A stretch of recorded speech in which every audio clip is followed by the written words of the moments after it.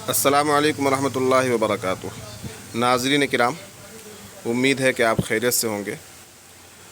Urdu language के इस channel पर आप सभी का खैर मक़दम है। अगर आपको उर्दू अदब से दिलचस्पी है तो इस चैनल को सब्सक्राइब कर लीजिए। आज से हम फ़न शायरी या फ़न अरूज़ के असबाक़ शुरू कर रहे हैं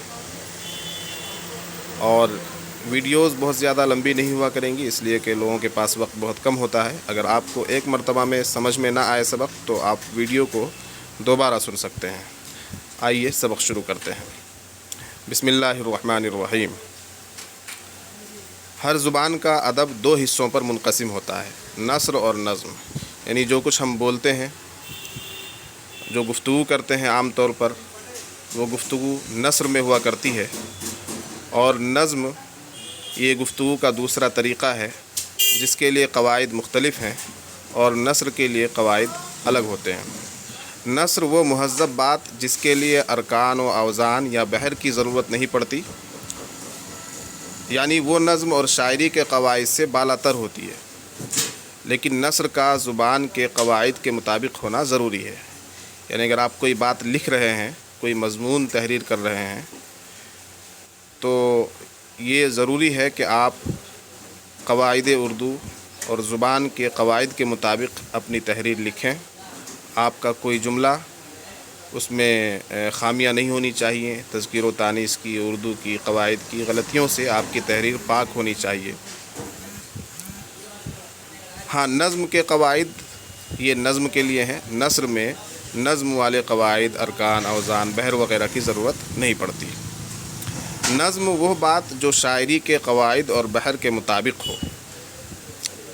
हम यहाँ शायरी के क़वाइद का इल्म या बाल्फाज़ दीगर फ़न शायरी सीखेंगे, जिसे हम 5 हिस्सों पर तक़सीम करेंगे। नज़्म तो आपने जान लिया कि किसे कहते हैं। नज़्म यानी शायरी हो, शेर हो, और शेर के जो क़वाइद हैं, शायरी के जो ग्रामर्स हैं, क़वाइद हैं, उन क़वाइद के मुताबिक वो मौज़ू हो, वज़न पर हो, किसी बहर में हो, तो उसको नज़्म कहेंगे। नज़्म के जो क़वाइद हैं और नज़्म का जो ज़ाब्ता है, जो कानून है, उसी का नाम अरूज़ है। बहुत से लोग इसको आइन के ज़म्मा के साथ, पेश के साथ पढ़ते हैं, उरूज़। उरूज़ सही तलफ़्फ़ुज़ नहीं है, अरूज़ पढ़ेंगे, अरूज़।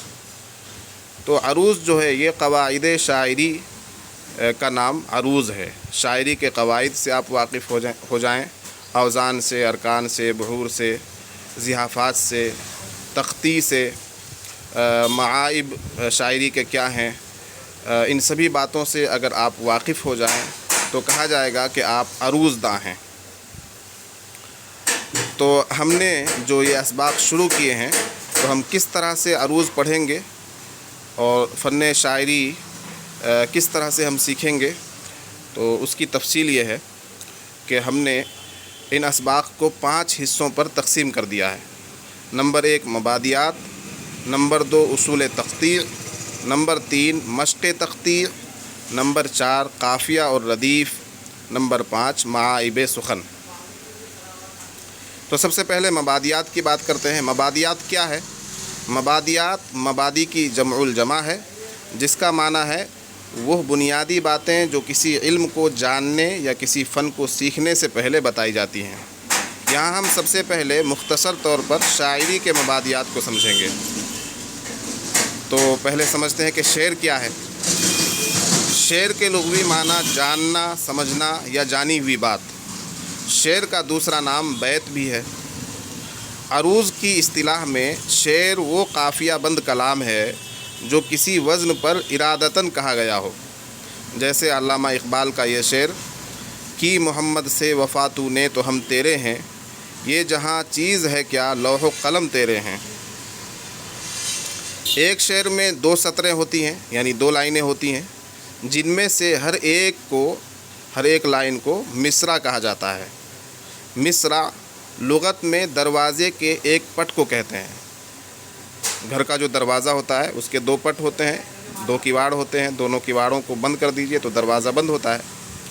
यानी एक तरफ का किवाड़ जब दोनों पट बंद हों तो मुकम्मल दरवाज़ा बंद होता है, اسی لیے شعر کی ایک سطر کو ایک مصرع کہا جاتا ہے۔ جب دونوں مصرعے ہم وزن ہوں تو ایک شعر کہلاتا ہے۔ یعنی دونوں مصرعوں کا ہم وزن ہونا، ایک ہی وزن میں ہونا ضروری ہے۔ ایسا نہیں کہ ایک مصرع آپ کسی دوسرے شعر کا لے آئیں اور ایک مصرع کسی اور وزن سے اٹھا کر لے آئیں اور دونوں کو ملا کر کہیں کہ یہ شعر ہے۔ شعر ایک ہی وزن پر دو مصرعوں کا نام ہے۔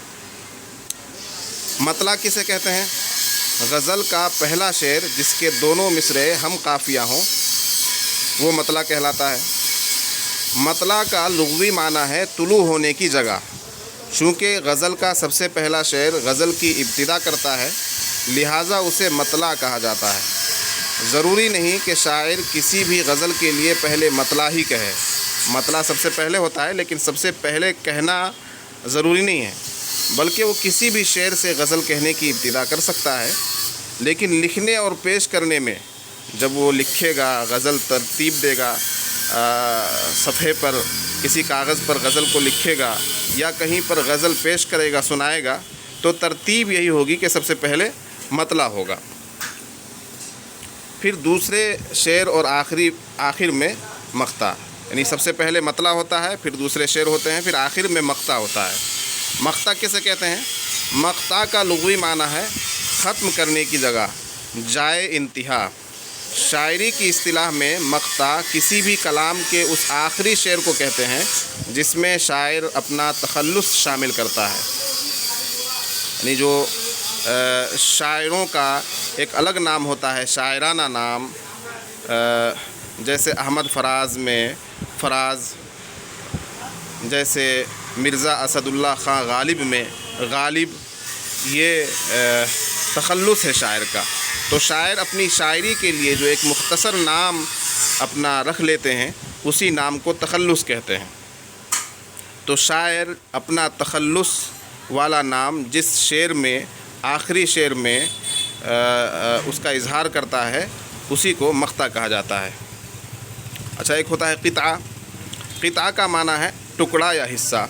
شاعری میں عام طور پر ان دو شعروں کو قطعہ کہا جاتا ہے جن میں ایک ہی مضمون ہو۔ الگ الگ مضمون کے دو شعروں کو قطعہ نہیں کہا جائے گا۔